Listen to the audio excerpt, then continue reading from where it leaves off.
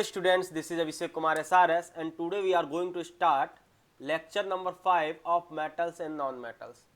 We were discussing chemical properties of metals, means metal की different chemical reactions discuss कर रहा था और last lecture में हमने मेटल की एसिड के साथ रिएक्शन देखा, मेटल के उसके सॉल्ट सोल्यूशन के साथ रिएक्शन देखा.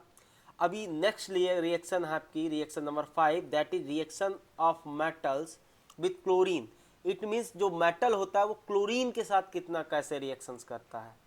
ओके तो इसमें क्या है, metals give metallic chlorides with chlorine, मतलब मेटल का क्लोरीन, जैसे सोडियम क्लोराइड हो गया, पोटेशियम क्लोराइड हो गया, मैग्नीशियम क्लोराइड हो गया, तो these are known as metallic chlorides. Okay, in such reactions metal atoms attain a positive charge to become cations while chlorine atoms become anion after attaining a negative charge. Exactly ये reaction होती कैसे है वही बता रहा है.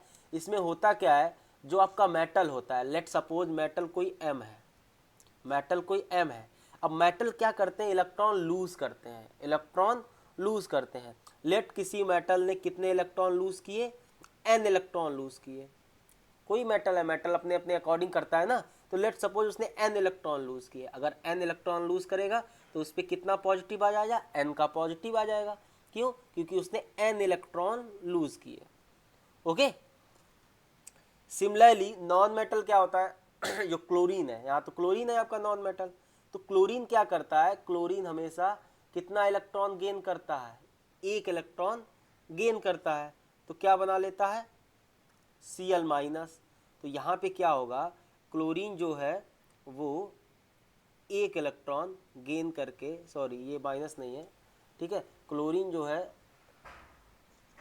Chlorine जो आपका Cl2 होता है, ठीक है, क्लोरीन Cl2 के फॉर्म में होता है, अकेला तो होता नहीं. Cl2 जो है वो आपका एक इलेक्ट्रॉन गेन करता है और क्या बना लेता है, Cl माइनस. ठीक है, ऐसे नहीं लिखेंगे, इस रिएक्शन को लिखने का थोड़ा तरीका बहुत ध्यान समझना. ठीक है, Cl2 है, उसने वही इलेक्ट्रॉन गेन किया और कितना इलेक्ट्रॉन बना लिया, कितना क्या बना लिया, Cl माइनस बना लिया. ठीक है, अभी देखो 2 Cl है तो 2 Cl माइनस बनेंगे, 2 एटम है क्लोरीन के एंड 2 इलेक्ट्रॉन भी ये गेन करेगा. तो इस तरह से अब ये क्लोराइड बनता कैसे है, अभी देखो कभी भी, अभी नेट रिएक्शन में क्या होगा, इसने N इलेक्ट्रॉन लूज किए तो ये भी N इलेक्ट्रॉन ही गेन करेगा. अब N तो गेन कर नहीं सकता है, तो मतलब क्या करेंगे, अब हमारे पास कितने क्लोरीन एटम होने चाहिए, N क्लोरीन एटम होने चाहिए. यहाँ पे कितने क्लोरीन एटम है, 2 क्लोरीन एटम है. ठीक है, तो हमें N चाहिए, तो क्या करेंगे, इसको हम कर देंगे, 2 है, N चाहिए, तो इसको पूरे को हम लोग क्या करेंगे, अगर ऐसे कर सकते हैं N/2. अभी कितने क्लोरीन हो गए, अब N क्लोरीन हो गए, तो इसको भी N/2 से मल्टीप्लाई कराएंगे, इसको भी N/2 से मल्टीप्लाई कराएंगे. तो 2 से 2 कैंसिल, 2 से 2 कैंसिल, 2 से, ये तो नहीं होगा, 2 से 2 कैंसिल. ठीक है ना, तो आपके पास, हाँ आपके पास कितना हो गया, अगर हम भी इसको फिर से दोबारा लिखें तो आपके M मेटल ने, ठीक है, N इलेक्ट्रॉन लूज करके N प्लस बनाया और N इलेक्ट्रॉन गेन किया. अब Cl ने, जो 2 Cl थे आपके, ठीक है, Cl2 ने क्या किए, N इलेक्ट्रॉन गेन करके क्या बना लिया, N इलेक्ट्रॉन ऑफ क्लोराइड बना लिया, NCl माइनस. ठीक है, ये कितना था, N/2. ये होती है रियल में रिएक्शन. तो नेट रिएक्शन आपकी क्या हो जाएगी, नेट रिएक्शन आपकी हो जाएगी बेसिकली कि आपके किसी एक मेटल कितने क्लोराइड से, N/2Cl2 से रिएक्शन कराता है और क्या बनाता है, Mn प्लस, एंड क्लोरीन के कितने एटम है, N एटम है, तो Cl माइनस N.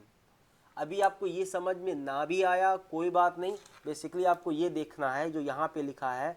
इन्होंने देखो यहाँ पे बेसिकली इन्होंने तो अकेला क्लोरीन लिख दिया है, लेकिन क्लोरीन कभी अकेला होता नहीं है, वो हमेशा Cl2 के फॉर्म में होता है, इसीलिए हमने अपॉन में 2 लिखा है, ध्यान रखना.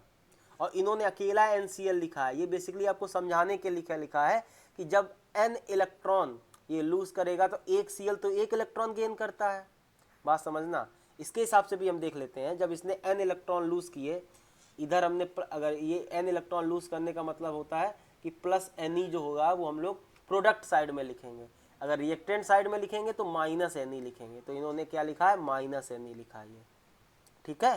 तो ये माइनस Ne लिखा मतलब n इलेक्ट्रॉन लूज कर रहा है और क्या बना रहा है, m प्लस n। ध्यान से समझना, ठीक है ना। अभी क्या हुआ, एक मिनट, हाँ इरेजर कहाँ गया, हाँ अभी क्या हुआ, अब वही n इलेक्ट्रॉन किसने गेन किया, Cl ने। अब एक Cl तो एक ही इलेक्ट्रॉन गेन करता है, तो कितने Cl होंगे, NCl, n इलेक्ट्रॉन गेन करके क्या बना लेंगे, NCl माइनस। रियल में रिएक्शन कुछ इस तरह होता है, क्योंकि क्लोरीन आपका Cl2 के फॉर्म में होता है। अगर वो आपको समझ में नहीं आया कोई बात नहीं, आगे की क्लासेस में आप पढ़ेंगे। बट हाँ ये तो क्लियर हो गया होगा कि एक Cl तो एक इलेक्ट्रॉन गेन करता है, तो NCl n इलेक्ट्रॉन गेन करेंगे। तो ठीक है, इसने लूज किए, इसने गेन किए, तो नेट इलेक्ट्रॉन कैंसल आउट हो गए। अब m मेटल NCl के साथ कंबाइन करके क्या बनाता है, Mn plus Cl minus n। ठीक है, अभी एग्जाम्पल में हम लोग देखते हैं। एग्जाम्पल में आपको क्या हुआ, ये सोडियम है, सोडियम ने क्या किया, एक इलेक्ट्रॉन गेन किया, क्या बनाया, Na प्लस। सिमिलरली क्लोरीन, एक ही इलेक्ट्रॉन लूज किया तो उसी क्लोरीन ने एक इलेक्ट्रॉन गेन किया प्लस ही, ठीक है, क्या बना लिया, Cl माइनस। बस खत्म हो गया रिएक्शन, ठीक है। अब नेट रिएक्शन क्या आ जाएगा, नेट रिएक्शन आपका आ जाएगा कि Na, ठीक है, Na plus Cl forming Na plus and Cl minus forming NaCl। तो बेसिकली यहाँ पे ये बताना चाह रहा है कि कभी भी in such reaction metal atoms attain a positive charge. Metal atoms क्या करता है, अपने इलेक्ट्रॉन लूज करके पॉजिटिव चार्ज अटेन करता है और कैटायन फॉर्म कर लेता है। वाइल क्लोरीन एटम जो Cl एटम होता है, वही इलेक्ट्रॉन गेन करके एनायन बन जाता है, ठीक है, attaining a negative charge. Negative charge attain करके क्या बना लेता है, एनायन बना लेता है। आपको कैटायन एनायन का अच्छे से आइडिया होगा, आपने atoms and molecule chapter number 3 in class 9th में ऑलरेडी पढ़ा होगा कैटायन और एनायन होते क्या। अभी एग्जाम्पल से और समझ में आएगा। तो let suppose a example, in example reaction of sodium combine with chlorine. तो क्या होता है, सोडियम आपका हाईली रिएक्टिव मेटल होता है, ठीक है, NaCl फॉर्म करता है, जिसको हम लोग कॉमन नेम जो होता है हमारा रॉक सॉल्ट भी होता है। क्या होता है, rock salt. Rock salt is a common name किसका, NaCl का। तो क्या करता है, Na, यार देखिएगा, Na ऑलवेज क्लोरीन कभी अकेला होता ही नहीं है, chlorine in the form of Cl2 and forming sodium chloride NaCl। And again sodium chloride this is solid form, chlorine आपकी गैस होती है and sodium is your metal, okay. This is known as NaCl is known as rock salt और common salt, okay. This is rock salt और common salt. Again we have to balance the reaction. Unbalance reaction का कोई भी physical significance नहीं होता, we have to always balance the reaction and after the balancing that will be 2, that will be 2. So this is the reaction of sodium when react with chlorine, okay, and form sodium chloride. Chlorine हमेशा Cl2 के form में होगा, कभी अकेले नहीं लिखा जाएगा, ठीक है। यहाँ पे इन्होंने अकेले लिख दिया है सिर्फ इसमें ऊपर वाली स्लाइड में, जस्ट आपको समझाने के लिए, ठीक है, ऐसा कुछ नहीं है। रियल में ऐसा होता है Cl2 के फॉर्म में जो मैंने लिखा है। ये आपको नहीं क्लियर हो रहा कोई बात नहीं, it's not in your subject, in your syllabus you have to memorize the reactions कि when sodium metal reacts with chlorine gas, ठीक है, when calcium metal react with chlorine gas, again calcium, ठीक। Exactly होता क्या है, ठीक है, exactly ये क्या होता है, सोडियम पे आपको भी पता है Na प्लस होता है, क्लोरीन पे Cl माइनस होता है, क्रिस क्रॉस रूल से they will form sodium chloride, okay. This is the one. Again when calcium react with chlorine gas, okay, calcium reacts with vigorously means काफ़ी तेज़ी से react करता है, क्योंकि ये लोग रिएक्टिविटी सीरीज में काफ़ी ऊपर है तो रिएक्शन इनकी तेज होती है। तो calcium again forming with chlorine को फॉर्म CaCl2 बिकॉज कैल्शियम है 2+ चार्ज, क्योंकि ये कैल्शियम जो है 2 इलेक्ट्रॉन लूज करता है, ठीक है, and chlorine has -1. तो from the criss cross rule that is calcium chloride. अगर आपको ये charge electron lose electron gain करने वाला कॉन्सेप्ट नहीं आ रहा तो you already studied the criss cross rule. Criss cross rule आपने ऑलरेडी पढ़ा हुआ है, ठीक है ना. तो जिसमें कैल्शियम 2+, क्लोरीन माइनस, ठीक है, इससे क्या बन जाएगा आपका CaCl2. तो मेटल क्लोरीन गैस के साथ रिएक्ट करके क्लोराइड बनाते हैं, मेटल का क्लोराइड या मेटेलिक क्लोराइड, ठीक है. सिमिलरली अगर मैग्नीशियम रिएक्ट करेगा क्या बनाएगा, मैग्नीशियम क्लोराइड, ठीक है. Similarly magnesium reacts with chlorine on elevated temperature, मतलब ये नॉर्मल टेम्परेचर पे रिएक्शन नहीं करता है क्योंकि ये उन दोनों से कम रिएक्टिव है. एलिवेटेड टेम्परेचर मतलब हाई टेम्परेचर पे थोड़ा टेम्परेचर बढ़ाना पड़ता है. टू फॉर्म मैग्नीशियम क्लोराइड, ये क्या फॉर्म करता है, मैग्नीशियम क्लोराइड करता है. Okay, magnesium solid plus chlorine gas that form magnesium chloride salt. Okay, metal chlorides are usually ionic solids and conduct electricity when in solution or in molten state. It means जो भी metal के chloride होते हैं ये आयनिक होते हैं. आयनिक means समझो पहले प्लीज, आयनिक मीन्स ये होता है जैसे NaCl है, जैसे ही इसको हम लोग किसी सॉल्यूशन में किसी लिक्विड में डालेंगे, लेट सपोज H2O में डाला, ठीक है, ये किस में टूट जाएगा, ये टूट जाएगा अपने आयंस में, मींस Na+ और Cl- में ब्रेक कर जाएगा. That's why they conduct electricity, because they ions जो होते हैं ये फ्लो करते हैं. देखो मेटल में क्या होता है, मेटल में इलेक्ट्रिसिटी, मेटल क्यों इलेक्ट्रिसिटी कंडक्ट करते हैं, क्योंकि वो आयन वहां पे फ्री रहते हैं. आयन मीडियम होते हैं, ठीक है, ये सॉरी इलेक्ट्रॉन्स मीडियम होते हैं इलेक्ट्रिसिटी कंडक्ट करने के लिए. लेकिन लिक्विड में क्या होता है, लिक्विड में ये जो आयंस होते हैं Na+, Cl-, ये फ्लो करते हैं जिसकी वजह से इलेक्ट्रिसिटी कंडक्ट होती है. तो वही बता रहे हैं कि metals chloride are usually ionic solids and conduct electricity when in solution और इन मोल्टन स्टेट. हाँ, one more term, molten state. Molten state means इनको किसी सॉल्यूशन में नहीं डाला जाता है. जैसे NaCl मोल्टन मीन्स होगा लिक्विड NaCl. लिक्विड NaCl मतलब pure NaCl in liquid form.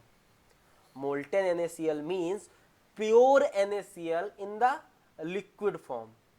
Okay, जब भी ये लिक्विड फॉर्म में होगा तो Na+ एंड Cl- के फॉर्म में होगा, जो आयंस के फॉर्म में फ्लो करेंगे उस लिक्विड में, जिसकी वजह से इलेक्ट्रिसिटी कंडक्ट होगी. प्लीज ध्यान रखिएगा कि आयनिक कंपाउंड्स आपकी इलेक्ट्रिसिटी कंडक्ट करते हैं. Why, this is the reason due to flow of ions. Ions कौन कौन होते हैं, कैटायन होता है उसमें और एनायन होता है. प्लीज झेलना नहीं, सब समझ लीजिएगा, एक एक चीज क्लियर कर रहा हूं इसीलिए. Thus metal chlorides act as electrolytes. Metal chloride क्या करते हैं, आपकी इलेक्ट्रिसिटी कंडक्ट करते हैं, तो ये एज ए इलेक्ट्रोलाइट्स एक्ट करते हैं. अब ये सर इलेक्ट्रोलाइट क्या होता है, इलेक्ट्रोलाइट कौन सी बला होती, इलेक्ट्रोलाइट्स वो लिक्विड्स होते हैं जिनमें इलेक्ट्रिसिटी कंडक्ट होती है. ओके, बस आप इतना याद रखिए, जब हायर क्लास में जाओगे तो आपको डिटेल में ये सारी चीजें पढ़ाई जाएंगी. बट हाँ, for 10th class you have to just remember कि इलेक्ट्रोलाइट्स ऐसे लिक्विड्स होते हैं,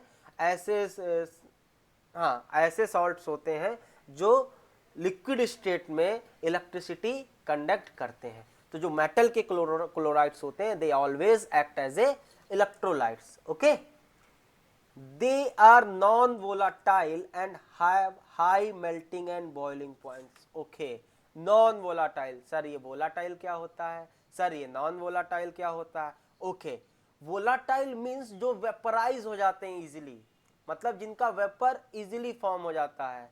ठीक है, वोलाटाइल इजीली वेपराइज हो जाते हैं. नॉन वोलाटाइल मतलब जो वेपराइज नहीं होते हैं.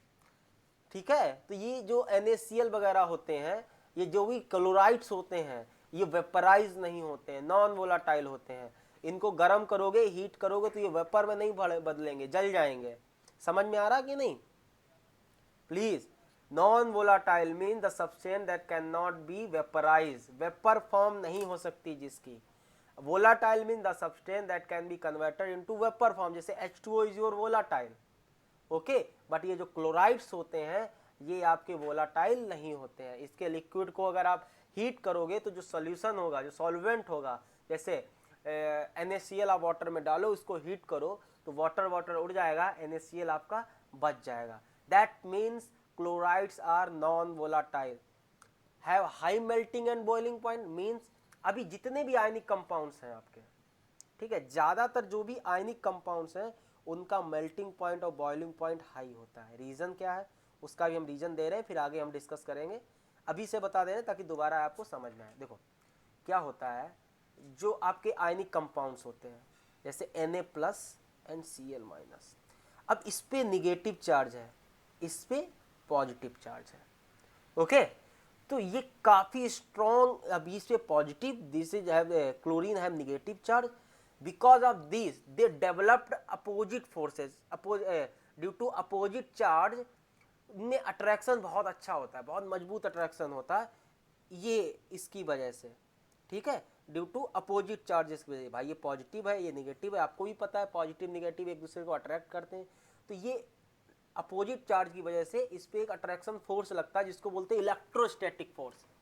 इलेक्ट्रोस्टैटिक फोर्स, यही इलेक्ट्रोस्टैटिक फोर्स हमका हमारा कहलाता है आयनिक बॉन्ड। अभी आगे डिस्कस करेंगे what is ionic bond, okay. तो इसीलिए अब जितना ज़्यादा अट्रैक्शन फोर्स अच्छा होगा उनके मॉलिक्यूल्स के बीच में, उनके एटम्स के बीच में या उनके आयंस के बीच में, ठीक है, उतना उतना वो अलग होने में या उतना किसी और स्टेज में जाने में प्रॉब्लम होगी, इसीलिए मेल्ट करने में भी तो टाइम लगेगा, बॉयल करने में भी टाइम लगेगा। दैट्स वाई जो मेटल के क्लोराइड्स होते हैं उनका melting point and boiling point बहुत हाई होता है। इज दिस क्लियर और नॉट? ओके, इस सब क्लियर हो गया होगा, ठीक है ना आप लोगों को। तो ये हो गया आपका reaction of Mg magnesium with chlorine, ठीक है। तो अभी ये क्लोराइड के साथ क्लोरीन के साथ मेटल का रिएक्शन देख चुके हैं।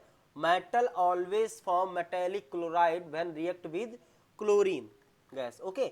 Next is reaction of metals with hydrogen. जब हाइड्रोजन के साथ रिएक्ट करता मेटल तब क्या फॉर्म करता है।